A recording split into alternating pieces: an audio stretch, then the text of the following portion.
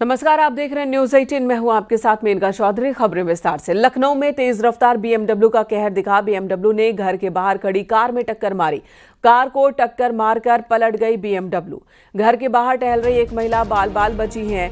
घटना का CCTV video सामने आया है। बीएमडब्ल्यू चला रहे युवक के खिलाफ थाने में शिकायत दी गई है।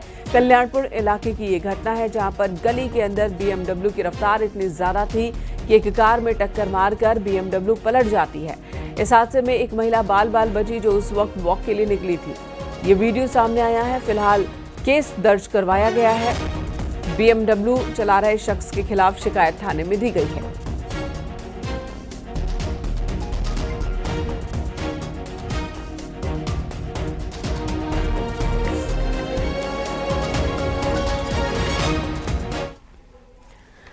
कानपुर में दर्दनाक हादसा हुआ। लिफ्ट में फंसे एक युवक की मौत हो गई। कपड़ा फैक्ट्री में काम करता था युवक। 2 साल से फैक्ट्री में काम कर रहा था। पुलिस ने शव को पोस्टमार्टम के लिए भेजा है। नौबस्ता थाना क्षेत्र के आवास विकास का ये मामला है।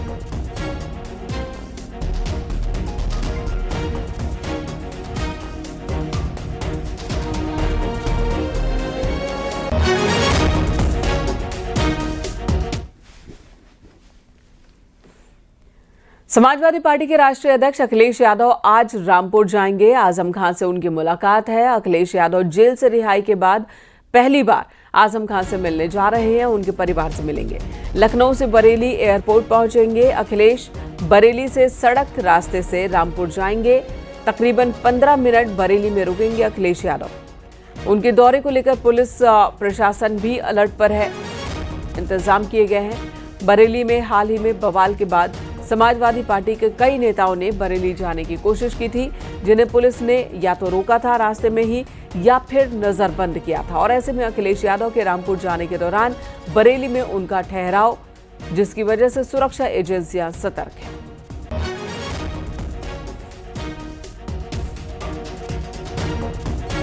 और इस वक्त हमारे 2 सहयोगी हमारे साथ जुड़ गए हैं। रामपुर से विशाल सक्सेना हमारे साथ हैं। बरेली से रामविलास हमारे साथ जुड़ गए हैं। सबसे पहले तो रामविलास, आपके पास ही आती हूँ। आज रामपुर जा रहे हैं अखिलेश यादव। जेल से निकलने के बाद ये उनकी पहली मुलाकात होगी। इससे पहले भी जब एक बार जेल से बाहर निकले थे आजम, तो कई दिनों के गैप पर अखिलेश यादव ने उनसे मुलाकात की थी। लेकिन जो बड़ी एक हलचल, बरेली में कहाँ रुकेंगे और उनके इस ठहराव का मकसद क्या है?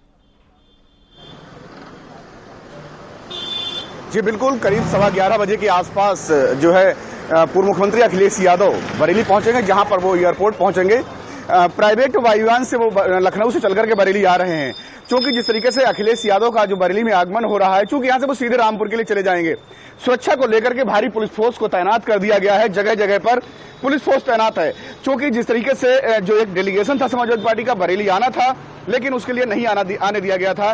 क्योंकि बरेली जिले में धारा 163 लागू है। किसी भी जगह पर 5 लोग या 5 से अधिक लोग इकट्ठे नहीं हो सकते हैं। क्योंकि माता प्रसाद पांडे की अगुवाई में यहाँ पर एक बरेली में एक डेलीगेशन आना था। हाल ही में बरेली ने उस बवाल को सहा है, जिसको लेकर के बरेली में सुरक्षा एजेंसियां, पुलिस फोर्स, इसके साथ साथ तमाम अधिकारी बेहद अलर्ट हैं। किसी भी तरीके की राजनीति नहीं होने दी जाएगी। समाजवादी पार्टी के किसी नेता कार्यकर्ता से अखिलेश यादव की मुलाकात होगी या फिर उनके मुताबिक जो लोग पीड़ित हैं उनसे कोई मुलाकात है? जी बिल्कुल, जिस तरीके से 11:15 बजे के आसपास अखिलेश यादव एयरपोर्ट पहुंचेंगे विशेष वायुयान से, अपने विशेष प्राइवेट वायुयान से, तो वहां पर 15 मिनट तक रुकेंगे। 15 मिनट जाने के दौरान रुकेंगे, 15 मिनट की वापसी जब वो रामपुर से करेंगे तो 15 मिनट वहां पर रुकेंगे। तो माना जा रहा है कि रामपुर के कुछ ऐसे कार्यकर्ता हैं, एक सूची जो है सुरक्षा एजेंसियों को दे दी गई है, वहां पर वो मुलाकात कर सकते हैं। संभावना जताई जा रही है कि जिसमें जो है समाजवादी पार्टी के कुछ एक नेता, करीब 1.5 दर्जन नेता ऐसे बताए जा रहे हैं जिनसे वो मुलाकात कर सकते हैं। लेकिन इसको लेकर के जो पुलिस है खास अलर्ट है, सबकी जांच पड़ताल की जा रही है कि जो भी लोग एयरपोर्ट पहुंचे। आप बने रहे हमारे साथ। रामविलास, रामपुर से विशाल भी हमारे साथ जुड़ गए हैं। विशाल, आजम खान जब जेल से बाहर निकले थे तो कोई बड़ा नेता उन्हें लेने नहीं पहुंचा था। रुचि वीरा पहुंची थी, समाजवादी पार्टी के सांसद, और आजम ने खुद कहा था कि मैं कोई बड़ा नेता नहीं हूं, अगर मैं बड़ा नेता होता तो मुझसे बड़े नेता मुलाकात करने आते। और आज अखिलेश यादव मिलने पहुंच रहे हैं, तो इस मुलाकात में क्या बात हो सकती है? देखिए, बिल्कुल आपको बता दूं कि मैं इस समय आजम खान के घर पे हूं। पहले मैं दिखा दूं, ये आजम खान का घर हैगा और 23 सितंबर को आजम खान सीतापुर जेल से रिहा होकर के रामपुर आए थे। रामपुर आने के बाद सैकड़ों कार्यकर्ताओं ने, समाजवादी कार्यकर्ताओं ने उनका स्वागत किया था, लेकिन कोई भी पार्टी का बड़ा नेता उनसे मिलने के लिए अभी तक नहीं आया था। जिस तरह से अटकलें लगाई जा रही थी कि आजम खान के बसपा में जाने की, तो वो अटकलें भी आजम खान ने अपने मीडिया के दिए बयानों में दूर कर दी थी। वहीं आज अखिलेश यादव जो है वो आजम खान से मिलने के लिए आ रहे हैं और जो गिले शिकवे, जो नाराजगी दोनों में चल रही थी, जो नाराजगी की चर्चाएं चल रही थी कि दोनों में नाराजगी है, वो नाराजगी दोनों में बैठ करके दूर होगी। क्योंकि आजम खान ने मीडिया से भी कहा है कि अखिलेश सिर्फ मुझसे मिलने के लिए आ रहा हूं, मैं सिर्फ उन्हीं से ही मिलूंगा। तो सीधे सीधे उनका इशारा है कि अगर समाजवादी पार्टी के रामपुर के सांसद मुहिबुल्लाह नदवी आते हैं, आजम खान ने उनके लिए भी कहा है कि भाई उनसे भी वो कहीं ना कहीं नाराज दिख रहा है आजम खान। तो अगर वो भी उनसे मिलने के लिए आते हैं अखिलेश यादव के साथ, तो देखना ही होगा क्या वो उनसे मिलेंगे या नहीं मिलेंगे। फिलहाल जो अखिलेश यादव है वो 12:30 बजे आजम खान से मिलने के लिए उनके घर आएंगे। 1:30 बजे तक वो यहाँ रहेंगे। करीब 1 घंटे की दोनों के बीच मुलाकात रहेगी और दोनों के बीच जो भी गिले शिकवे हैं वो दूर होंगे। बिल्कुल, फिलहाल अखिलेश यादव और आजम खान दोनों की यही उम्मीद भी लग रही है। धन्यवाद आपका विशाल, और साथ ही रामविलास आपका भी बहुत बहुत शुक्रिया पूरी बातचीत के लिए, पूरी चर्चा के लिए। तो उम्मीद भी यही लग रही है कि आज गिले शिकवे दूर हो जाएंगे। हालांकि आजम खान का दर्द निकला था जब वो जेल से बाहर निकले कि मैं कोई बड़ा नेता नहीं, मुझसे कोई बड़ा नेता मिलने नहीं आया है। और इसी बीच अटकलें ये भी हुई कि क्या समाजवादी पार्टी छोड़ने का मूड बना रहे हैं आजम खान। तो आज इस मुलाकात के बाद क्या बात होती है वो भी देखने वाली होगी। इधर मुख्यमंत्री योगी आदित्यनाथ और केंद्रीय वित्त मंत्री निर्मला सीतारमण आज अयोध्या दौरे पर आने वाले हैं। सीएम योगी दोपहर 3 बजे रामकथा पार्क पहुंचेंगे। हेलीपैड पर हनुमानगढ़ी और रामलला के दर्शन पूजन करेंगे और उसके बाद वित्त मंत्री निर्मला सीतारमण के साथ विरस्पति कुंड कार्यक्रम में शामिल होंगे। विरस्पति कुंड में प्रमुख दक्षिण भारतीय संतों की मूर्तियों का अनावरण करेंगे और इसी के बाद राम जन्मभूमि परिसर में तीर्थयात्री सुविधा केंद्र में आयोजित कार्यक्रम में शामिल होंगे। केंद्रीय वित्त मंत्री सरयू आरती में भी शामिल होंगी। विरस्पति कुंड को एक सांस्कृतिक और आध्यात्मिक केंद्र के रूप में विकसित किया गया है।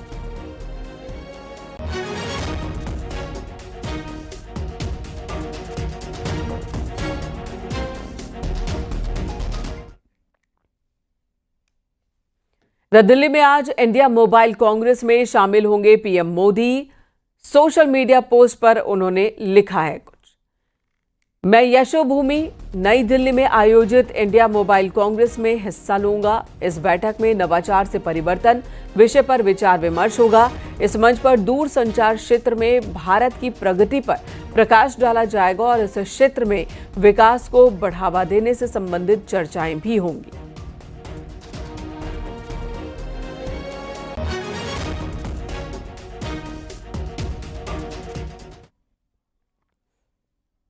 उत्तर प्रदेश की राज्यपाल आनंदीबेन पटेल ने लिव इन को लेकर एक बड़ा बयान दिया। उन्होंने कहा कि बेटियों को लिव इन रिलेशनशिप से बचना चाहिए।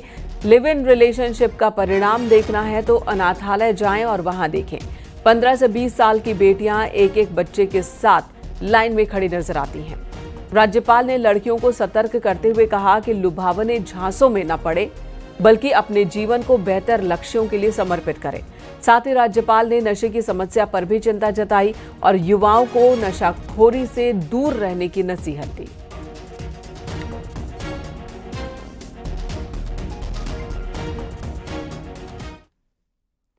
उत्तर प्रदेश की पुलिस फुल एक्शन में है। मुजफ्फरनगर पुलिस और बदमाशों के बीच मुठभेड़ हुई। गोली लगने से शातिर अपराधी अरशद जख्मी हो गया। शातिर पर लूट और चोरी के 1.5 दर्जन मुकदमे दर्ज हैं। हालांकि बदमाश का एक साथी अंधेरे का फायदा उठाकर भाग निकला। वहीं सहारनपुर में भी पुलिस ने एनकाउंटर किया है और एक बदमाश को पकड़ा है। ढाईकी रोड गंगो बाईपास पर यह एनकाउंटर हुआ। मौके से तमंचा, जिंदा खोखा, कारतूस और बिना नंबर प्लेट की बाइक बरामद हुई। यहां भी बदमाश एक साथी भाग निकला, जिसकी तलाश में पुलिस छापेमारी कर रही है।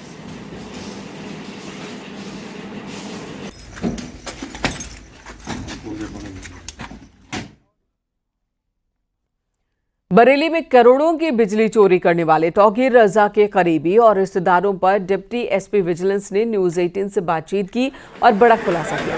डिप्टी एसपी विजिलेंस का दावा है कि बिजली महकमे को करोड़ों रुपए की चपत लगी है।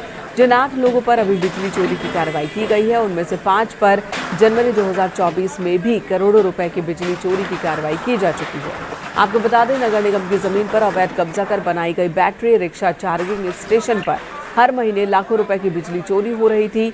8 हैवी केबल डालकर बिजली चोरी की जा रही थी, जिसमें बिजली महकमा की ओर से 8 लोगों के खिलाफ मामला दर्ज करवाया गया है, जिन पर 1.25 करोड़ रुपए की वसूली का आदेश दिया गया। तो अभी 8 मुकदमे दर्ज हुए, इसमें 5 लोगों के खिलाफ विजिलेंस पूर्व में भी 2024 में भी कार्रवाई कर चुकी है। उस समय भी काफ़ी बड़ी बड़ी चोरी इनके यहाँ पकड़ी गई थी, जिनके संबंध में मुकदमे दर्ज है। अब जिन लोगों के खिलाफ कार्रवाई की गई है, बिजली महकमा ने की है, वो किस तरीके से चोरी की वारदात को अंजाम दे रहे थे, और इससे पहले जब आपने ऑपरेशन चलाया था तो उसमें किस तरीके से वारदात को पकड़ा? दोनों में उनका तरीका सेम है। डायरेक्ट केबल डाल के वो रात में चोरी करते हैं। पिछली बार भी देर रात में ही चोरी उनके यहाँ पकड़ी गई थी। कैसे आपने जो ऑपरेशन चलाया था उस वक्त ऑपरेशन को सफल किया था? कोई डर, कोई खौफ किसी प्रकार का ऐसे लोगों से?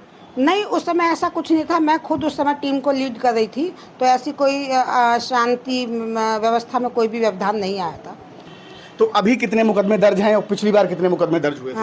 2024 में 5 मुकदमे दर्ज किए गए थे और इस बार 8 मुकदमे दर्ज किए गए हैं। इन 8 में 5 व्यक्ति वही हैं जिनके खिलाफ पूर्व में मुकदमे दर्ज हो चुके। वृंदावन के केली कुंज आश्रम के संत प्रेमानंद महाराज के स्वास्थ्य को लेकर सोशल मीडिया पर अफवाह फैल रही थी।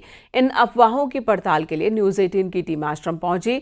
जांच में सामने आया कि संत प्रेमानंद महाराज पूरी तरह से स्वस्थ हैं। उन्होंने साधना के कारण अपनी पदयात्रा को कुछ वक्त के लिए स्थगित किया है।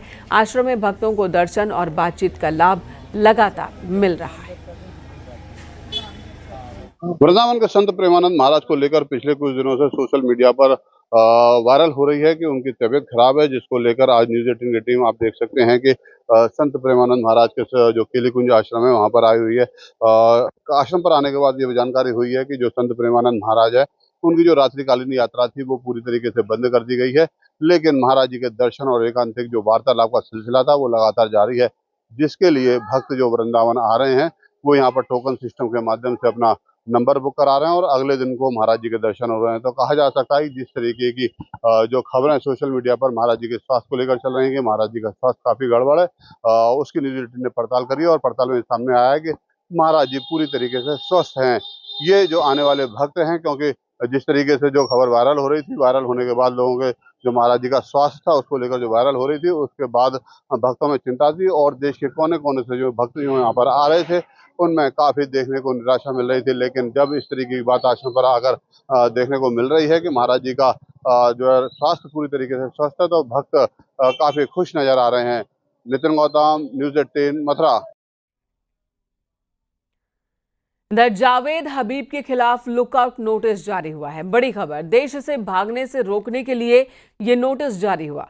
संभल में 20 से ज्यादा केस दर्ज हैं। जावेद हबीब, उनकी पत्नी और बेटे के खिलाफ रायसत्ती थाना में ये केसेस दर्ज हुए हैं। जावेद हबीब, उनकी पत्नी, उनका बेटा, आरोप है कि लोगों से करोड़ों रुपए इन्होंने हड़पे हैं। निवेश का झांसा दिया, लोगों ने पैसे लगाए और उन पैसों से लोगों को लाभ नहीं मिला, बल्कि वो पैसे गायब हो गए। आरोपियों से जांच में सहयोग की अपील भी की गई है।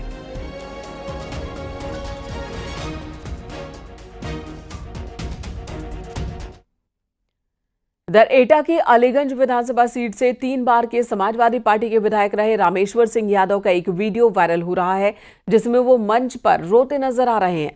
जानकारी के मुताबिक रेप के मामले में जेल से रिहा होने के बाद वो अपने समर्थकों से मिलने पहुंचे थे और इसी बीच बोलते बोलते रोने लगे और खुद को बेगुनाह बताया।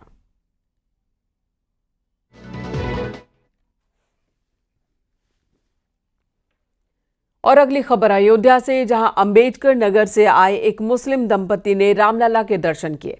पुलिस सुरक्षा में मुस्लिम दंपति ने रामलला के दरबार में हाजिरी लगाई। तकरीबन 20 मिनट तक राम जन्मभूमि परिसर में रहे वो दंपति ने शांति, सौहार्द और भक्ति की मिसाल पेश की है।